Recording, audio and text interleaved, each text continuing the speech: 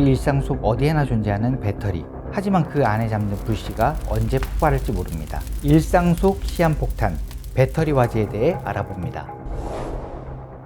2024년 8월 인천의 한 아파트 지하 주차장에서 이 배터리 화재 사고가 발생을 해서 140여 대 차량이 전소되는 사고였는데 이 사고가 왜 일어난 건가요? 일반적으로 배터리 화재에서 많이 지목되는 화재 원인은 첫 번째가 피로의 누적, 갈라지고 찢어지고 손상되는 게 있을 것 같고요. 네. 그 말고도 이제 큰 충격, 강한 충격에 의해서 이제 한 번에 망가지는 방법이 있고요. 과충전에 의해서 과열이 됐다라든가 이런 얘기를 하고 있습니다. 이번 청라 사고 같은 경우에는 네.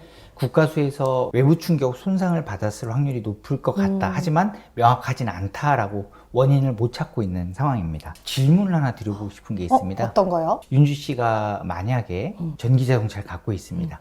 금요일 저녁에 퇴근을 해서 주차 공간에 주차를 하고 충전시키고 들어갔습니다. 네. 그 충전기를 언제 제거하실 것 같습니까? 그러면 아무래도 주말 동안 푹 쉬고 월요일 날 출근할 때 확인하지 않을까요? 제가 좀 게을러가지고. 아, 그렇죠. 네. 그러면 네. 금, 토, 일, 월요일 아침까지 3박 4일 동안 충전되고 있었던 거죠. 그렇게 하면 안 되나요? 이 우선 과충전 자체가 아. 충전을 오버하는 거지 않습니까? 물론 이제 과충전을 막기 위한 여러 가지 안전장치들이 존재하지만 우린 너무 쉽게 과충전하는 상태에 있다. 자동차를 운전하는데 오는 미세한 충격들, 사고가 나서 강한 충격들, 이거에 대해서 소비자가 어떻게 할 수 없지만 과충전의 만큼은 소비자가 컨트롤할 수 있는 부분입니다. 근데 우리가 너무나 쉽게 간과하고 과충전을 하고 있지 않나 이런 생각이 좀 들어갑니다. 근데 스마트폰 같은 경우에는 우리 충전기 꽂아놓고 사실 오래 해도 완충이 되고 좋잖아요. 예. 완충이란 개념은 충전이 할 수 있는 만큼 최대한 했다라는 거죠. 그 상태로 계속 유지하면 안 되는 거죠. 과열이 될 수도 있고 거기 안에 있는 화학물질의 변화가 일어날 수도 있는데 인천 청라 사고에 언론 보도를 보니까 59시간 동안 충전을 하고 있었대요. 이틀이 넘는 시간인 거죠. 과충전이나 오랜 충전이 화재에 이어졌는지 국가수에서는 밝히지 못했으나 하나의 이유가 될 수도 있다는 가정은 할 수 있다는 거고요. 그런 측면에서 우리가 깊게 생각해 볼 필요가 있다고 생각합니다. 피해 규모가 굉장히 큽니다. 이 네. 이유가 뭘까요? 화재를 빠른 시간에 진화하지 못했기 때문에 그 화재의 피해가 컸다고 보여지는데 네. 그거는 이제 자동차 배터리가 질식 소화가 안 된다. 질식 소화가 불안하고 기존의 화재 시스템으로 대응이 어렵다. 이런 것들이 있습니다. 그래서 완진까지 8시간이 걸렸고요. 질식소화라는 건 저는 사실 처음 들어보거든요. 이 질식소화가 뭐죠? 숨을 쉴 때 사람이 필요한 게 뭔가요? 산소? 공기? 산소, 불도. 화재가 나서 불을 활활 타오르기 위해서는 산소가 필요합니다. 맞아요. 근데 이 산소를 끊어줘서 불이 꺼지면 질식소화라고 하는 건데 배터리 화재는 질식소화가 불가능합니다. 왜냐하면 네. 화학물질이 반응해서 폭주라는 거잖아요. 근데 화학물질 반응을 하면서 산소가 발생을 해요. 외부에서 산소가 안 들어가도 내부에서 산소가 발생하기 때문에 산소를 끊어줘도 안에 산소가 있어서 계속 탈 수 있는 거죠.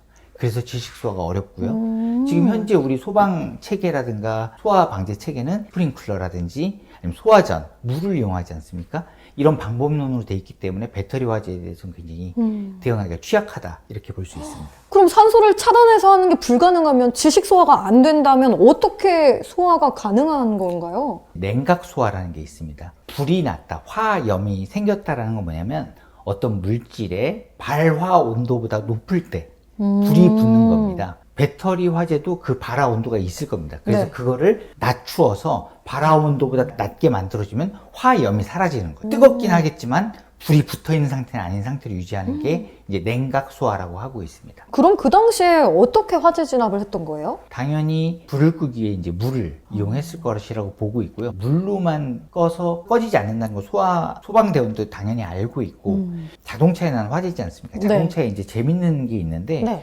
자동차를 타고 비 오는 날 나갈 수 있나요? 그럼요. 비 왜 오는 나가요? 날 자동차 탈 수 있죠. 그죠? 왜 그러냐면 비가 와도 빗물이 차 속에 안 들어오니까. 네. 그죠? 네네네. 그 말은 밖에서 물을 뿌리면 차 속으로 물이 들어갈까요? 아니요?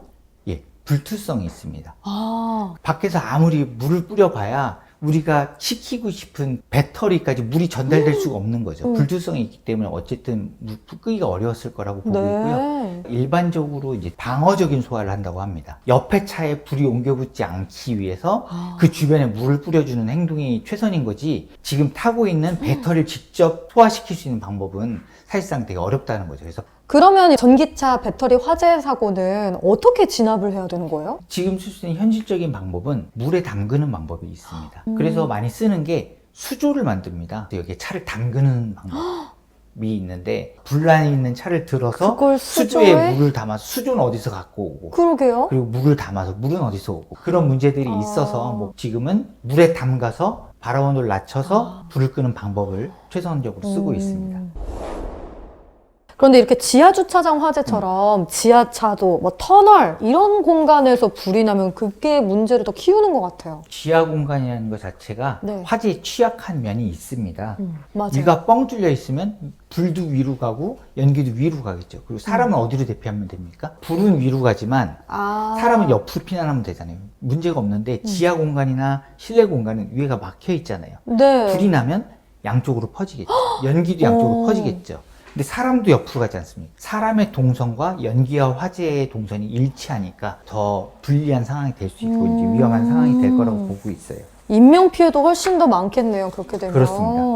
지하 공간에 대한 얘기가 나왔으니 드리고 싶은 말씀이 네네. 있는데요. 우리나라에 되게 긴 장대 터널이라는 게 만들어지고 있습니다. 수킬로에서 수십 킬로까지 긴 터널을 얘기하고 있는데요. 1999년도에는 네. 창원 터널이라는 데가 2,000m였습니다. 2km 정도. 와. 이게 제일 긴 터널이었어요. 근데 2017년도 되니까 인제 양양 터널이 10km가 됐어요. 상식적으로 1999년도에 2.3km였던 그 창원 터널은 2km를 걸어가면 밖으로 나갈 수 있잖아요. 인제 양양 터널은 10km입니다. 최소 15km를 걸어야지 되는 거잖아요. 절반에 있다고 하더라도. 5km를 걸으려면 성인이 1시간 반이 걸려요. 1시간 반을 걸려서 걸어야 피난할 수 있다. 열악한 상황인 거죠. 지하 공간에서 불이 났었을 때 문제가 몇 가지가 있는데, 첫 번째가요. 네.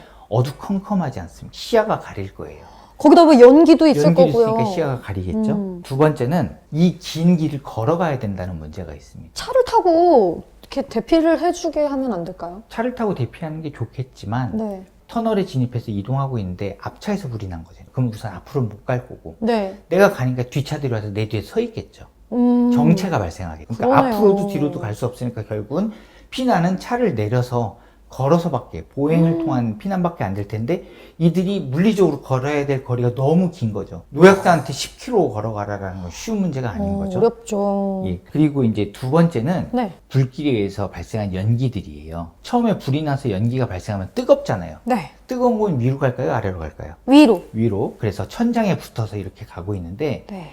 이게 엄청 길잖아요. 10km씩 길어지잖아요. 그럼 네. 얘가 가면서 냉각이 돼요. 오. 냉각이 되면 다시 아래로 떨어지는 거죠. 그러면 이 연기가 처음에 나타났었을 때 이렇게 위에 있으면 네. 빨간 선은 호흡선이라고 볼게요. 호흡선은 사람이 숨 쉬는 높이, 코가 있는 높이인데요. 네. 멀리 가면 갈수록 이게 내려오니까 아. 사람이 호흡선이 밑으로 내려와야 돼요. 결국은 엎드려서 가야 되고 기어가야 되는 상황이 발생하는 거죠. 멀어졌으니까 사람이 대피하는 것도 쉽지가 않은 거죠. 뛰어갈 수가 없는 거죠. 그렇다고 기어서 그 긴 거리를 가는 것도 어렵잖아요. 그렇죠. 배터리 화재의 큰 문제점 중에 하나가 네. 유독가스가 발생한다는데, 일반적인 나무가 탈 때 나오는 연기들이 마셔도 막 맵잖아요. 맞아요. 캠핑장 가서 막 기침하고. 맡아보면 기침하고 그러죠. 배터리 화재에서는 유독가스, 발암물질들이 직접 막 불산 이런 게 나와요. 그래서 그 자리에서 그냥 숨을 못 쉴 정도로 그런 정도로 심한 유독가스가 나오기 때문에 피난에 굉장히 어렵다는 게 있고요. 네 번째 특징은 뭐가 되냐면 네네. 끌 방법이 없잖아요. 지금 당장 수조를 갖고 와서 끌 방법이 없으니까 결국은 얘가 다 탈 때까지 기다리는 수밖에 없어요. 소방대가 오더라도 차는 불투성이고 물을 부어서 꺼지지도 않고 여러 가지가 있겠죠. 뜯어내야 되는데 네. 그런 게 가능하지가 않다라면 방어적인 전략을 쓸 수밖에 없고 탈 때까지 기다릴 수밖에 없다. 이런 것들이 문제가 될 거고요. 물론 요거에 대한 방어 조치도 있긴 있습니다. 위험성이 높은 터널 같은 경우는 그 수조를 터널 안에 비치를 하고 있으면 좋겠죠.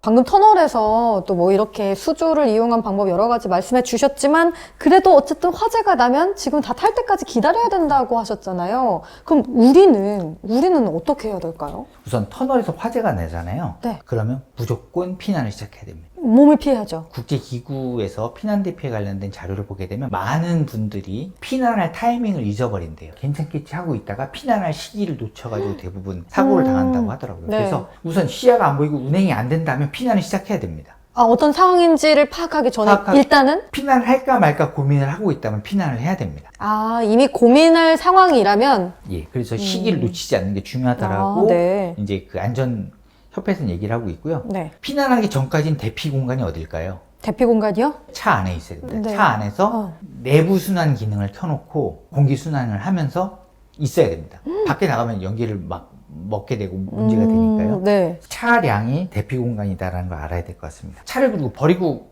피난이 시작했다. 그러면 차를 어떻게 두고 가야 될까요? 시동을 끄고. 우선 기름이 다니까 시동을 끄고. 네. 예, 예. 당황스러운데요? 예. 상상해보기도 어려워요. 그러니까 생각을 안 해보면 이제 어렵죠. 네. 그래서 우선은 내 차 때문에 구조대가 움직이는데 불편하면 안 되지 않습니까? 맞아요. 가능한 갓길이나 옆으로 비켜줘야죠. 그리고 시동을 끄는 이유는 추가적인 화재 같은 게 나면 안 되니까. 그리고 차를 치울 일이 있었을 때 연료가 없어서 못 치우면 안 되잖아요. 그럼 맞아요. 또 다른 문제가 레카차가 와야 되잖아요. 그러니까 시동을 꺼두고 차 열쇠를 차 안에 두고 와야 됩니다. 왜요? 그러니까 이 차를 빨리 치워야 되는데 아. 차가 잠겨 있으면 부시는 수밖에 없잖아요. 부시기 위해서 시간이 소요되니까 소화 시간을 빨리 하기 위해서 차량 안에 열쇠를 두고 갓길에 대고 더 중요한 건 비상등을 켜놓고 그리고 나오시면 됩니다. 차를 버릴 때도 남들에게 피해를 덜 주는 방법으로 버리는 방법을 써야 되고요. 그리고 이제 도망을 가야 되는데 피난을 가야 되는데 어디로 가야 될까요? 앞에 아니면 뒤로 가야 될 것 같은데요. 앞일까요, 뒤일까요? 냄새가 나는 방향의 뒤로? 그 뒤에 최종 목적지는 어디예요? 터널 밖. 터널 밖. 네. 우선 그렇지가 않습니다.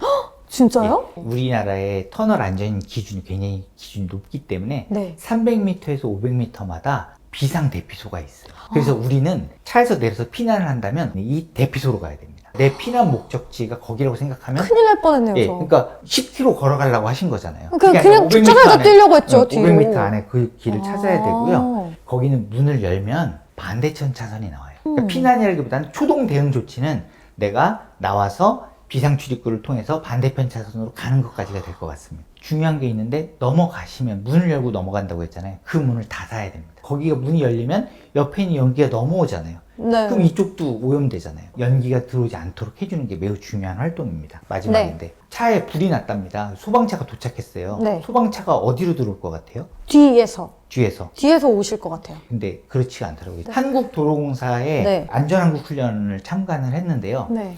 뒤로 접근이 안 돼요. 차가 쭉 밀려있으니까 반대 차선으로 와서 터널 내에 유턴할 수 있는 데가 있어요. 그러니까 소방차가 뒤에서 앞에서 안 온다고 놀랄 게 아니라 소방차는 반대로 오고 있다.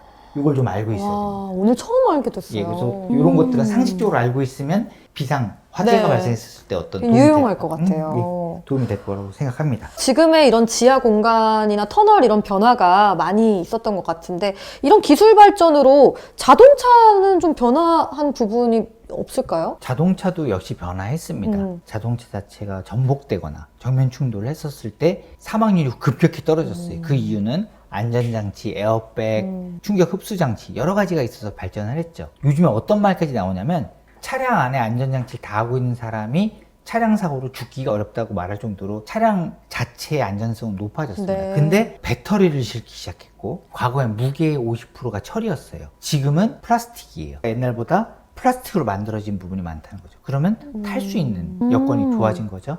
그래서 안전성은 굉장히 개선됐지만 네. 화재된 취약성은 제가 볼 때는 개선되지 않을 수도 있다라고 생각을 하고 있습니다. 플라스틱으로 변하다 보니까 탈 수 있는 에너지 총량을 열량이라고 하는데 요즘 자동차 한 대가 3메가와트 정도의 열량을 갖고 있다고 해요. 탱크로리 자동차 있죠.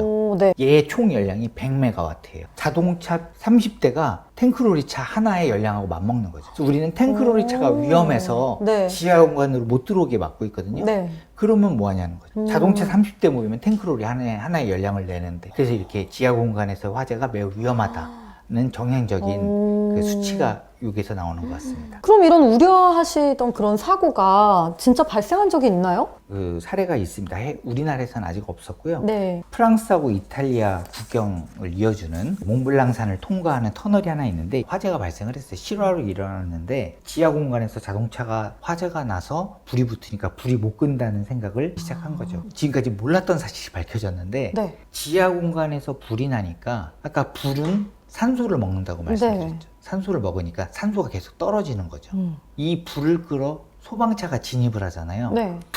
소방차 엔진은 디젤 엔진이나 휘발유 엔진이겠죠. 사고 현장을 접근하는데 시동이 꺼지는 거예요. 디젤 엔진과 휘발유가 엔진을 돌리기 위해서 산소를 써야 되는데 산소가 없으니까 접근을 못 하는 거죠. 소방차가 접근을 못해서 다 꺼질 때까지 접근을 못해서 콘크리트가 녹아내리고 내화 문제가 생겼던 사례가 있습니다. 아니 그러면은 이렇게 요즘 지하도로도 늘어나고 뭐 전기 자동차도 늘어나고 있는 실정인데 화재가 발생하면 더 문제가 점점 더 커지는 거 아닌가요? 지하 공간에서의 전기 자동차의 사고, 이런 화재, 이런 거에 대해서는 되게 이제 취약해졌다고 볼 수 있죠. 전기차 배터리를 갖고 친환경 자동차가 돌아다니는 건 좋은데 이걸 지하로 보내는 순간 화재의 취약성이 너무 크기 때문에 전기차 유도를 에코프렌들리로 전기차 유도에 집중을 하든지 아니면 지하화 유도를 집중하든지 해야 되는데 두 개 동시에 하는 거는 약간 안전에 또 위험이 있지 않을까라고 퀘스천 마크를 남기고 싶습니다.